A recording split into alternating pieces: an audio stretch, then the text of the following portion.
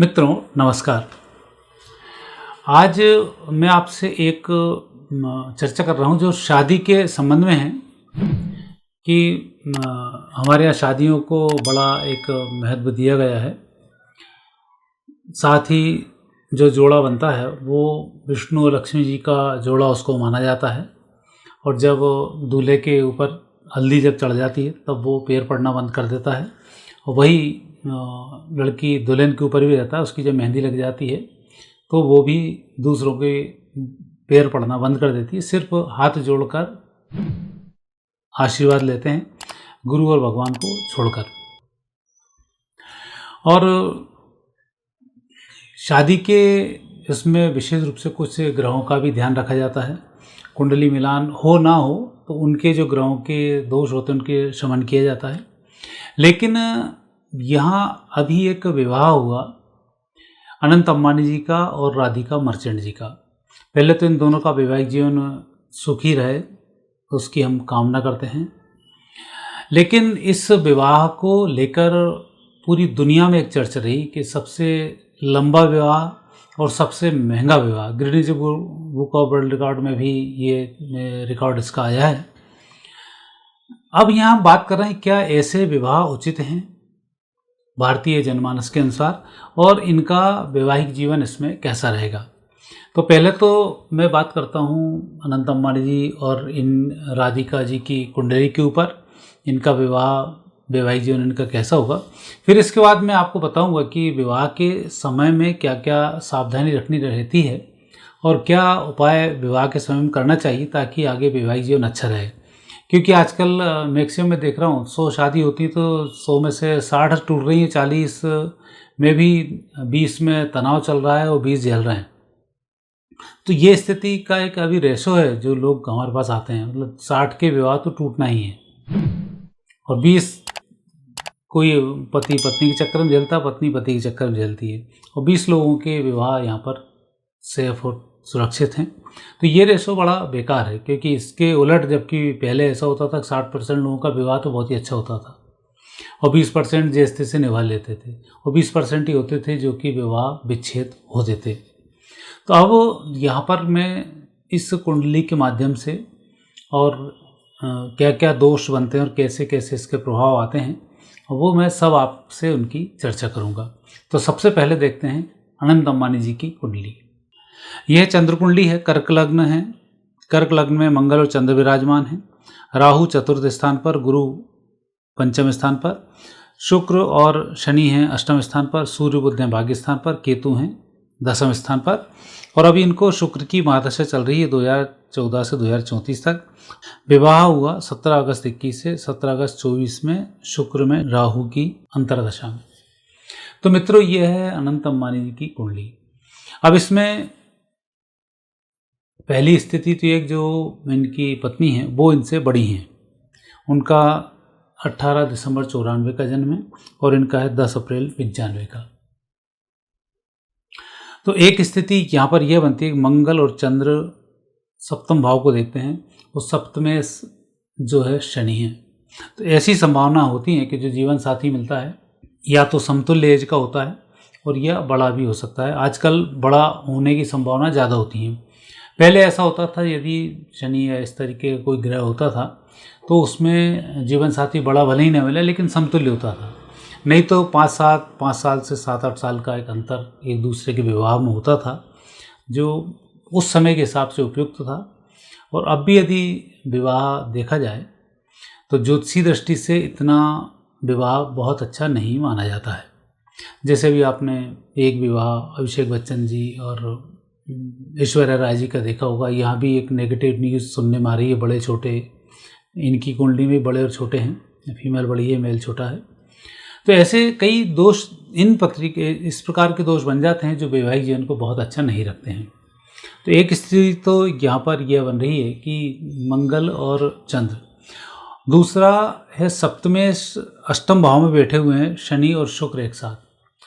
शनि शुक्र एक साथ होते हैं तो उसकी फलश्रुति ये होती है कि ये दो लोग होते हैं जो एक दूसरे के पूर्व जन्म में शत्रु होते हैं, जो विवाह में बनते हैं और वैवाहिक जीवन को बिगाड़ते हैं। तो ये स्थिति यहाँ पर ये ग्रह योग दर्शा रहे हैं। फिर सप्तमेश शनि है जो शुक्र के साथ में है, और विवाह हुआ है इनका बहुत लंबे समय तक, एक मांगलिक कार्य पूरे टाइम तक लगातार इनके वर्ष भर चलता ही रहा। और उस मांगलिक कार्य में गुरु हैं पंचम भाव में, तो पंचम स्थान पर बैठे हुए गुरु ये पूर्व जन्मकृत दोषों के देने वाले भी होते हैं, पूर्व जन्मकृत पुण्यों को बढ़ाने वाले भी होते हैं। तो यहाँ दोनों स्थिति हो सकती है कि इस लंबे विवाह में यदि गुरु दोषी है तो नेगेटिव इम्पैक्ट आएंगे, और गुरु शुभ हैं तो इनके इम्पैक्ट बहुत अच्छे आएंगे। तो ये आने वाले समय में मालूम पड़ेगा। अब हम बात करते हैं राधिका जी की कुंडली की।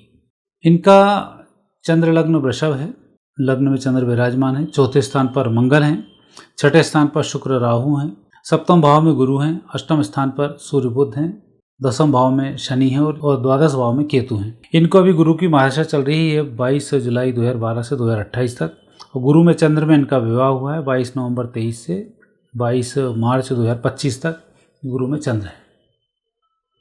तो यहाँ पर इनकी जो कुंडली देखी जाए तो उसमें गुरु हैं सप्तम भाव में, और सप्तम भाव के जो स्वामी हैं मंगल वो है चतुर्थ स्थान पर। तो स्वाभाविक है कि ऐसे जीवन साथी को उम्र से छोटे व्यक्ति से विवाह होता है कि युवा व्यक्ति विवाह होता है, तो ये योग तो इसमें बहुत अच्छे बन रहे हैं। लेकिन यहाँ पर भी हम बात कर रहे हैं कि जो विवाह में लंबे समय तक सारे काम किए जाते हैं और इनके जो योग होते हैं वो कैसे बिगड़ते हैं। तो इसमें इनकी कुंडली में भी सप्तमेश सिंह राशि के ऊपर चतुर्थ स्थान पर मंगल विराजमान है।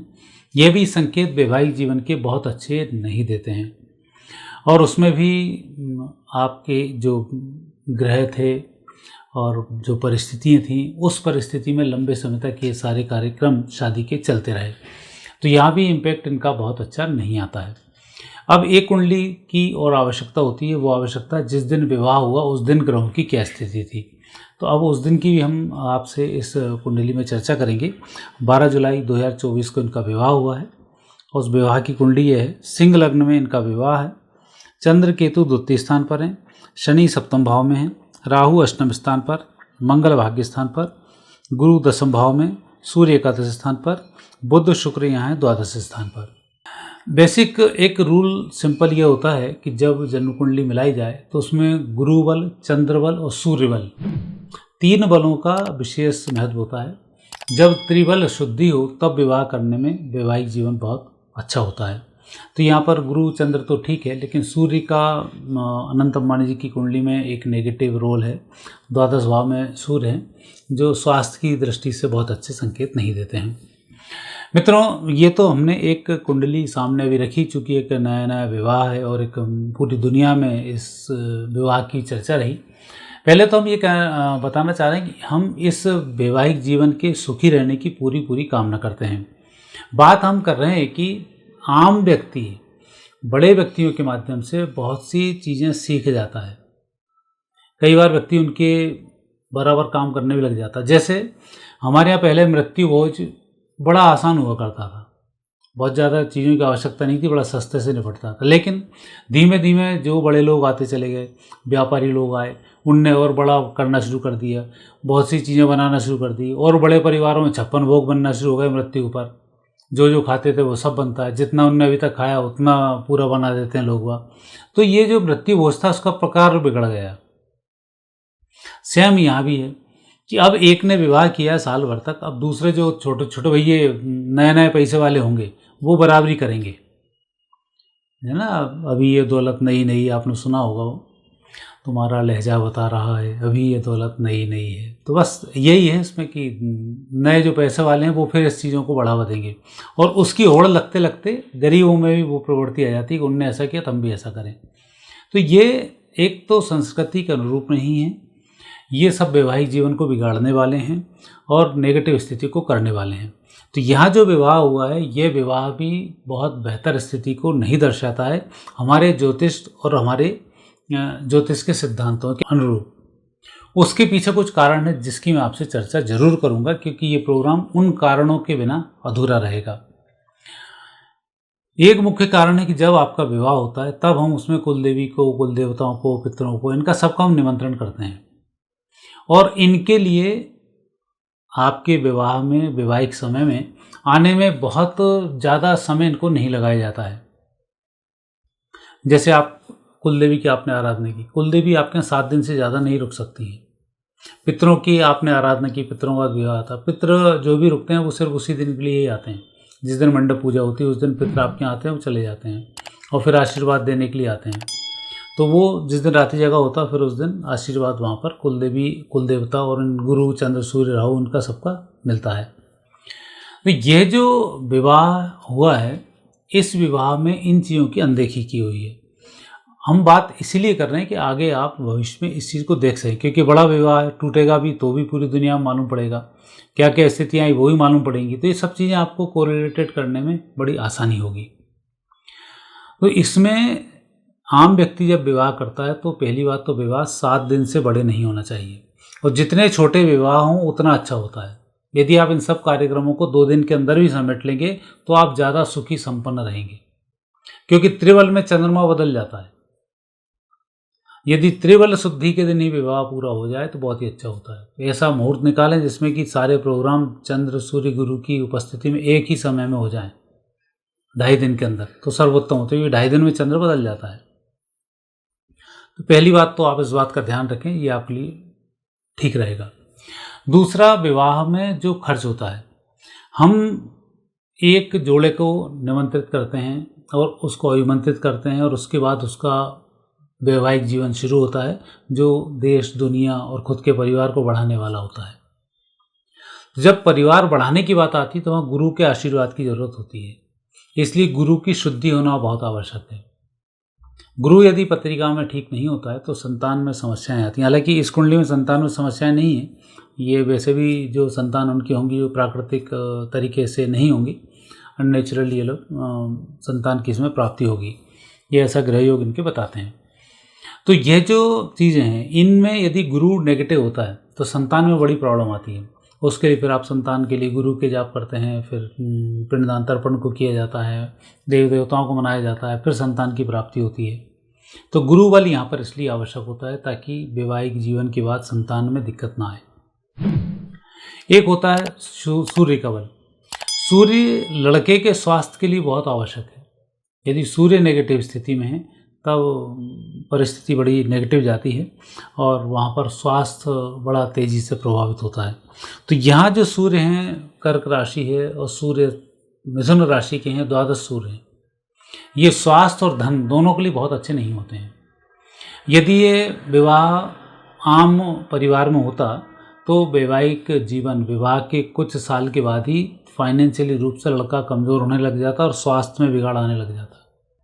अब चूंकि ये तो धन कुबेर हैं, पैसे की कमी नहीं है, तो इसलिए छोटा मोटा अप डाउन इनके उसमें आएगा तो आएगा, लेकिन बहुत अच्छे संकेत ये नहीं दे रहा है कि ये जितना मुकेश अंबानी जी ने तरक्की की उतनी अनंत अंबानी कर पाए, उस लेवल पर ये डाउन रहेंगे।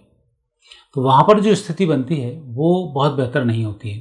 तो इसलिए आम व्यक्ति भी जब सूर्य का ध्यान रखे, सूर्य का उसमें विषय, मेरे पास सभी धर्मों के लोग आते हैं जो इन ग्रहों को माने, इन ग्रहों को ना माने, और मैं पूछता भी हूँ कौन का विवाह कब हुआ, राशि का तो ये मालूम, तारीख तो सबको मालूम होती है, जन्म तारीख जब बताते हैं और देखता हूँ मैं सूर्य कमज़ोर है, गुरु चौथा है, ये ऐसा है, तो एग्जैक्ट वही स्थिति हर धर्म में आती है। सूर्य 12वें में शादी कर ली तो धन की निपटारा हो जाता। कई लोग बोलते हैं शादी के बाद हम डाउन चले गए, कई लड़कियाँ बोलती हैं हम शादी के पहले बहुत स्वस्थ थे, विवाह होते ही बिगड़ गया।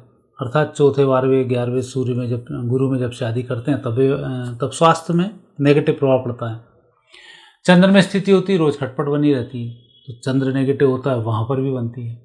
तो ये जो त्रिबल विशेष रूप से देखे गए हैं ये इसीलिए मान्य होते हैं कि जब विवाह किया जाए तो इनकी शुद्धि को किया जाए और फिर इसके अनुरूप कहीं कोई दोष बनता है तो विवाह जब करते हैं तो उससे पहले ग्रहों के कुछ उपाय होते हैं। उपाय मीन्स उनकी पूजाएं होती हैं, हर शादी में वो होती हैं, तो उनकी शादी की पूजाओं का विशेष ध्यान रखा जाता है, उनके अनुरूप खाना वगैरह बनाया जाता है, फिर वैवाहिक जीवन के संपन्न होने की, सुखी होने की चांसेस बहुत होते हैं।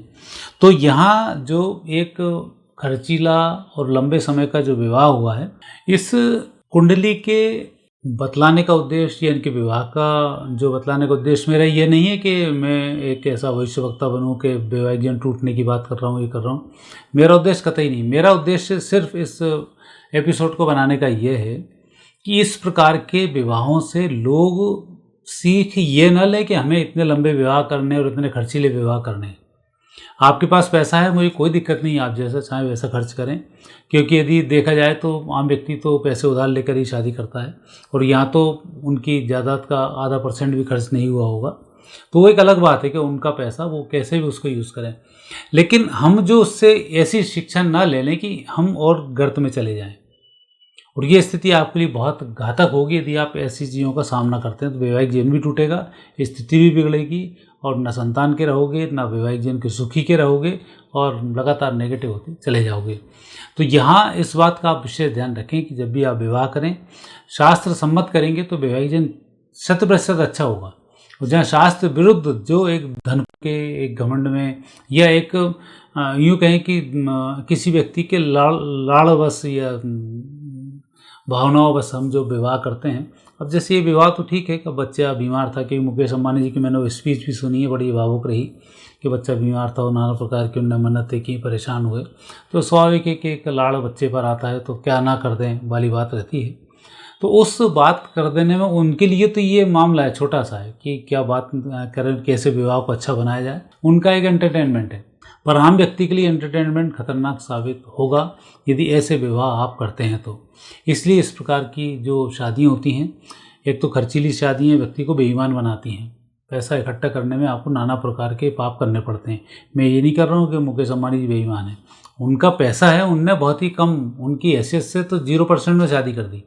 आम व्यक्ति तो अपनी हैसियत से 100% उधार लेकर शादी करता है, मैं उसकी बात कर रहा हूँ। तो शादियाँ शास्त्र अनुसार छोटी होना चाहिए, कम रिश्तेदार बुलाने चाहिए। रिश्तेदार मीन्स पति पत्नी के जो संबंधी हैं उन्हीं को इसमें बुलाया जाए।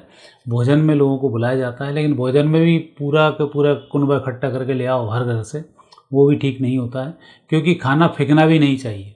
आज इतने सारे स्टॉल लगते हैं, इतना सारा भोजन बनता है, जब अन्नपूर्णा का इसमें अपमान होता है तब स्वास्थ्य की दिक्कत भी आना शुरू होती है। तो इन सब बातों का ध्यान रखते हुए विवाह करेंगे, आपका वैवाहिक जीवन अच्छा रहेगा।